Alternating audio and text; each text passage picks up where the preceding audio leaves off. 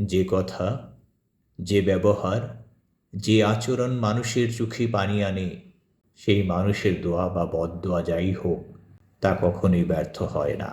মজলুমের হৃদয় ভাঙা মানে নিজের ভাগ্যের দরজা বন্ধ করে দেওয়া, কারণ তার আহাজারি আকাশে সরাসরি পৌঁছায়। যার উপর তুমি জোর দেখাচ্ছ, হয়তো তার কিছুই নেই, কিন্তু তার আল্লাহ আছেন। তাই সাবধান থেকো। মজলুমের কষ্ট নিয়ে খেলা করো না, কারণ তার নিঃশ্বাসের হাহাকার বদলে দিতে পারে তোমার সব হিসেব নিকেশ। অন্যায়ের সুখ সাময়িক, কিন্তু মজলুমের বদদুয়ার ফল চিরকালীন। একদিন তা অবশ্যই ফিরে আসবে। যাকে তুমি কষ্ট দিচ্ছ, সে হয়তো নীরব, কিন্তু তার নীরবতা আল্লাহর কাছে সবচেয়ে শক্তিশালী অভিযোগ। যে ক্ষমতার বলে তুমি দুর্বলকে চাপ দিচ্ছ, সেই ক্ষমতা একদিন তোমাকে নিচে ফেলে দেবে।